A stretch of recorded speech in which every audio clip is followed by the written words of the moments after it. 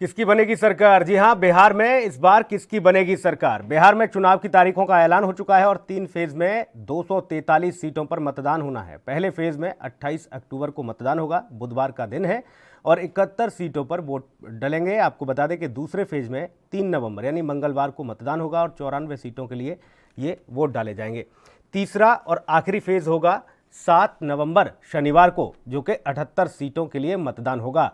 इनमें पहले फेज की अगर बात की जाए तो भागलपुर, बांका, मुंगेर, सराय, शेखपुरा के साथ ही पटना, भोजपुर, बक्सर, रोहतास, कैमूर, जहानाबाद, औरंगाबाद, गया, नवादा, अरवल के साथ ही जमुई में ये मतदान होंगे। और पहले फेज के मतदान से काफ़ी हद तक तस्वीर साफ भी हो जाएगी कि आखिर किसका पलड़ा भारी है, इस बार बिहार में किसकी बनेगी सरकार।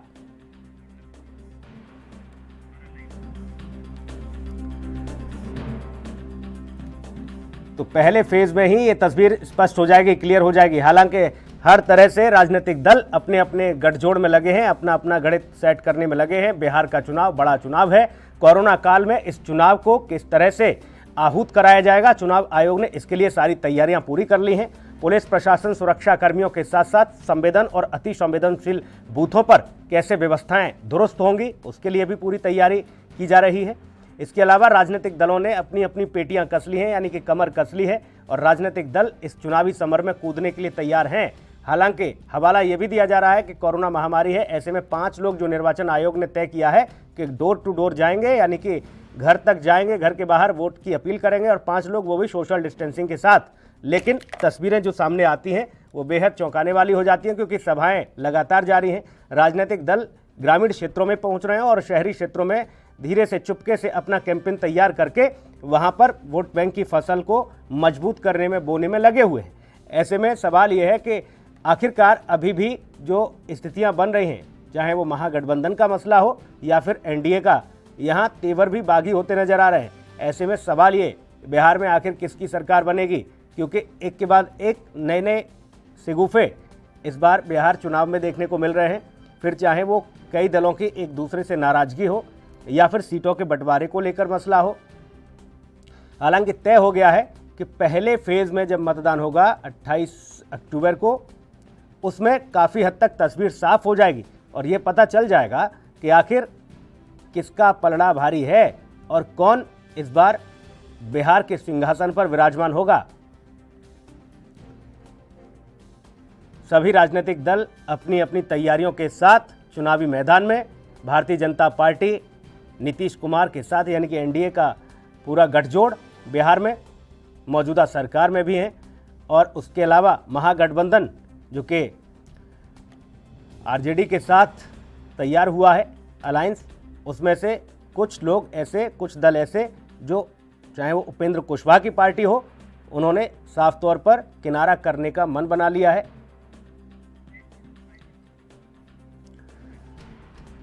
मिथिलेश मिश्रा हमारे सहयोगी सीधा पटना से हमारे साथ जुड़े हुए हैं ताज़ा अपडेट के साथ। मिथिलेश, चुनावी समर है, चुनावी बयार है और जाहिर तौर पर तारीखों का तो ऐलान हो चुका है। सभी दलों ने अपनी अपनी पेटियां कस ली हैं, सभी दल अपने अपने स्तर पर अपने अपने हिसाब से चुनावी मंचों में लगे हुए हैं। लेकिन जो बड़ा मसला है वो ये कि अभी तक स्थिति स्पष्ट नहीं हो पा रही कि आखिर मामला किसका है, इस बार बिहार में किसका दबदबा ज़्यादा है, क्योंकि राजनीतिक दल तो खुद अपने ही गठजोड़ में अभी उलझे हैं।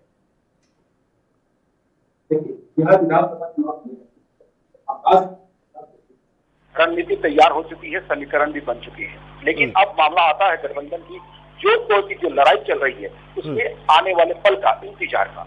आज 2 बजे का रालोसपा मौर्या लोक होटल में एक बैठक रखा है। बैठक के दरमियान में आज ये पारित कर लेगा कि हमें किसके साथ लड़नी है, कौन कौन मेरे साथ होगा, किसके साथ हम चल करके आगामी रणनीति तैयार करेंगे, आगामी विधानसभा चुनाव पर कितनी हम विजयी हासिल कर सकते हैं। तो 2 बजे की जो मौर्या लोक में जिस तरीके का उन लोगों ने बैठक रखा, उस बैठक में कौन कौन लोग शामिल होने वाले हैं, ये 2 बजे खुलासा होगा।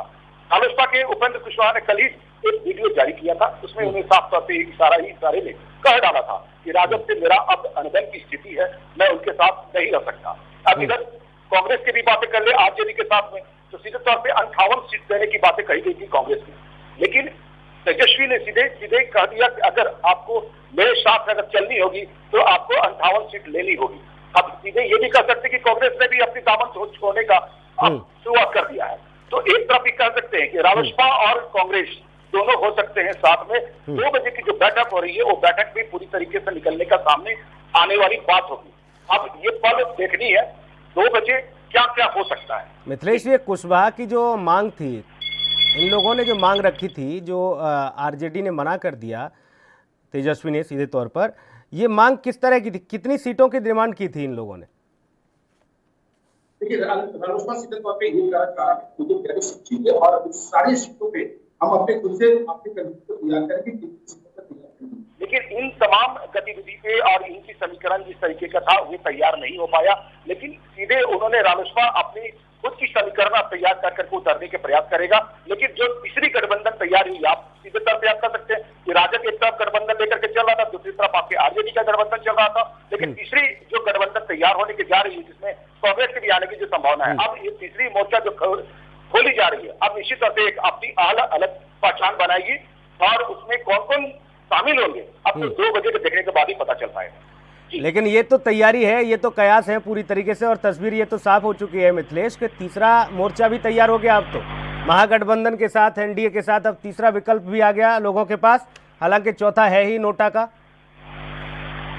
देखिए, अब यहाँ पे अब देखने वाली बात है कि जो बिहार विधानसभा के जो चुनाव चल रहा है, उस चुनाव में कयास यही लगाई जा रही है कि 243 सीट पर किसकी सबसे ज्यादा सीट पर हावी होने की संभावनाएं हैं। इन तमाम अगर बिंदुओं पर देखा जाए तो जितने भी शीर्ष के नेता हैं, चाहे आप रालोसपा को, उपेंद्र कुशवाहा को ले लीजिए, आप आरजेडी के आप तेजस्वी को ले लीजिए, या बाकी के जितने भी राजद के घटक दल के सारे जो लोग हैं, उन सभी लोगों का अगर देखा जाए प्रयास जिस तरीके से चल रहा है, वो आगामी जो विधानसभा चुनाव उसमें तो देखने को तो मिलेगा ही मिलेगा। लेकिन तीसरी जो गठबंधन तैयार हो रही उसमें भी सारे बिहार के शीर्ष नेता के रूप में उभरे हुए लोग हैं, राजनीतिज्ञ हैं और काफी सुलझे हुए शख्सियत हैं। तो ये निश्चित तौर पे आने वाला जो वक्त होगा वो निश्चित ही बेहतर ही होगा और आज 2 बजे पूरी पत्ता साफ होने की संभावना दिखने लगेगी। जी, और ये भी तय है मिथिलेश के पहले फेज में जब 28 अक्टूबर को पहला मतदान होगा, उसमें साफ तौर पर यह तस्वीर क्लियर हो जाएगी कि आखिर बिहार में इस बार बिहार के सिंहासन पर कौन विराजमान होगा। लगभग ये तस्वीर तो साफ हो जाएगी। देखिए, सीधे सीधे तौर पे कह रहे हैं कि बिहार की जो सियासी राजनीति है उसमें सबसे बड़ी सरताज किसके माथे पे बैठेगा, ये आप जो सीधे तौर पहले चरण में ही क्लियर हो जाएगी। अब 28 तारीख की जितनी जगह विधानसभा है, जिन जिन विधानसभा में चुनाव होने जा रहे हैं, तो उसमें क्लियर होते चले जाएंगे कि आखिर किन किन लोगों का सरताज होगा। आप यहाँ सीधे तौर पे देख सकते हैं कि दलित, महादलित, ये जाति गठबंधन से जिस तरीके से यहाँ पे आंकड़े चला करते हैं, उसमें सबसे ज्यादा पहला चरण ही दिखाई देगा। तो उसमें आप क्लियर दिखाई देने लगेगा कि किसकी सीट सीधे ज्यादा आ रही है। तो प्रथम सीट से ही ये पता चल जाएगा कि आप किसके सरताज होंगे, राजद आएंगे या बाकी और जो विपक्ष के जो दल हैं उनके आएंगे। तो आपको वक्त आने वाला 28 तारीख को ही बताएगा। लेकिन जिस तरीके का रणनीति चल रहा है बिहार की सियासी राजनीति में, वो तो आज 2 बजे के जो पत्ता खुलने जा रहा है उसमें बहुत अहम रोल दिखाई देगा। खास करके उपेंद्र कुशवाहा का जो पत्ता होगा वो निश्चित है एक बड़ी सुलझे हुए राजनीतिक के रूप में मारे जाते हैं। तो अब ये कहना जल्दीबाजी, सीधे तौर पर कह सकते हैं जल्दीबाजी होगी, लेकिन 2 बजने वाले ही है और 2 बजे जो पत्ता खुलेगा वो आम जरूर होगा। अरविंद जयतिलक भी हमारे साथ जुड़े हुए हैं, राजनीतिक विश्लेषक। अरविंद जी, बहुत स्वागत आपका एएनवी न्यूज में। अरविंद जी, आवाज मिल रही है? संपर्क दोबारा करने की कोशिश करेंगे, फिलहाल संपर्क नहीं हो पाया तकनीकी कमी के चलते। मिथिलेश हमारे साथ लगातार बने हुए हैं। मिथिलेश, जैसा कि आप बता रहे हैं कि देखिए बिहार की राजनीति में ये तय है पहले फेज में, हालांकि 3 चरणों में चुनाव है, अक्सर करके ज़्यादा चरणों में मतदान कराया जाता है, लेकिन कोरोना के बीच तमाम नियम और कानून के बीच ये 3 चरणों में मतदान होगा। ऐसे में संवेदन और अति संवेदनशील जो बूथ हैं, जो इलाके हैं, वहाँ पर सारी व्यवस्था निर्वाचन आयोग की तैयारी जो है जिला लेवल पर किस तरह की है। मिथिलेश, ये भी बताएं किस जद्दोजहद से तैयारियाँ चल रही हैं, क्योंकि नियम कानून इस बार बड़े सख्त हैं और सोशल डिस्टेंसिंग के साथ साथ तमाम सारे चीज़ों की व्यवस्था देखनी होगी बूथों पर। मिथिलेश, देखिए, बिहार में ये पहली बार इस तरह का चुनाव होने जा रहा है, बिहार विधानसभा चुनाव का, जो कोरोना की त्रासदी में, बाढ़ की त्रासदी में इस तरीके का आज खास करके बिहार विधानसभा चुनाव होने जा रहा है, जिसमें जिस तरीके से चुनाव आयोग ने तैयारी की।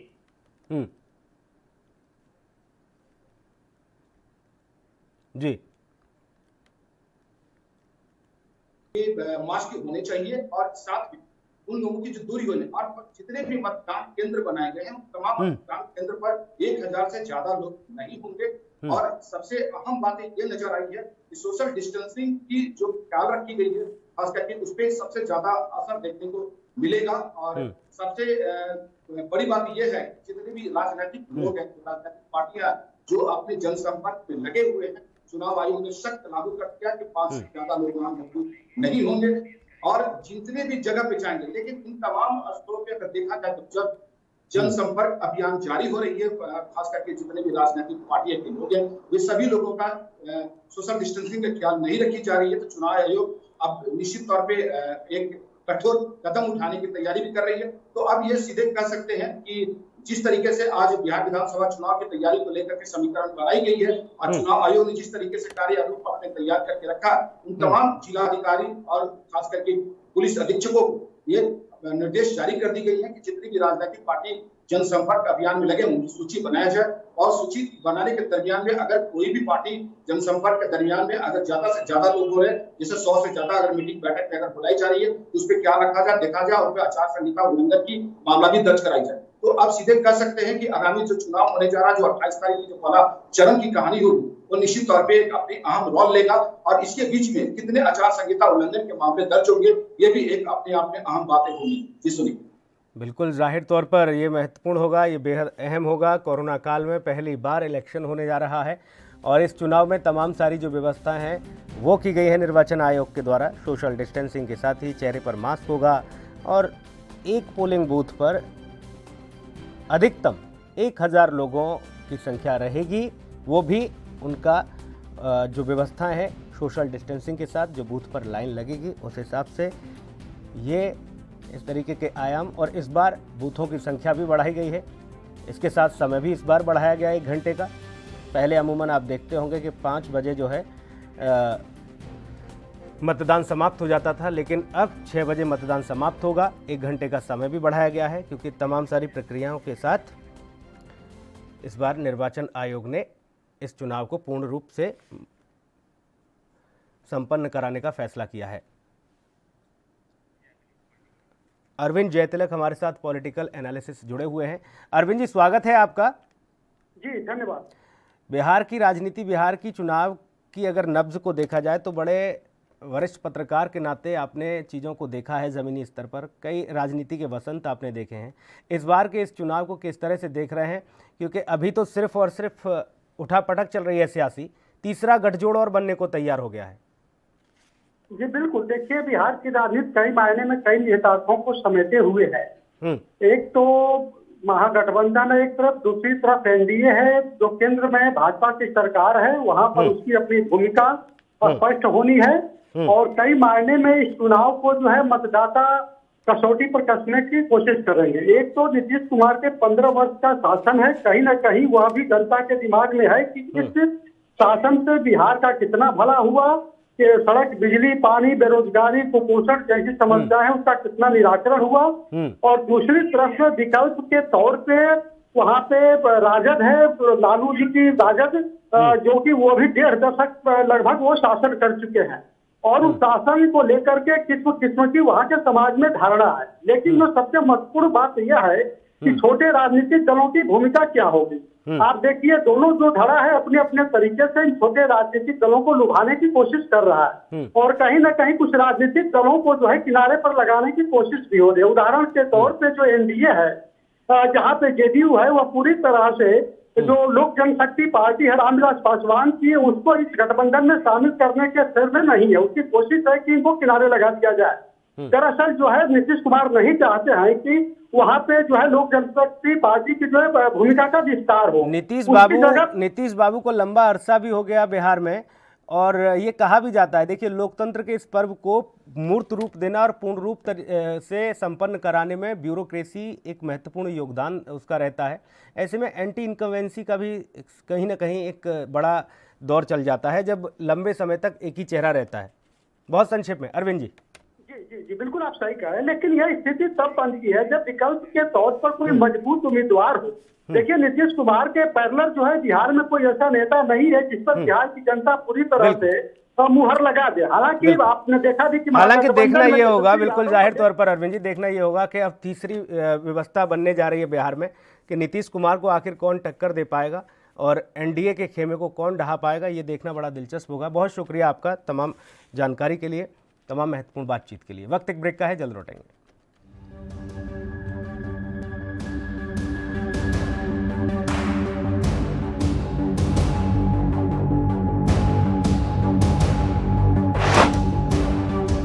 देश दुनिया की खबरों के लिए ANB न्यूज को सब्सक्राइब करें और बेल आइकन दबाएं।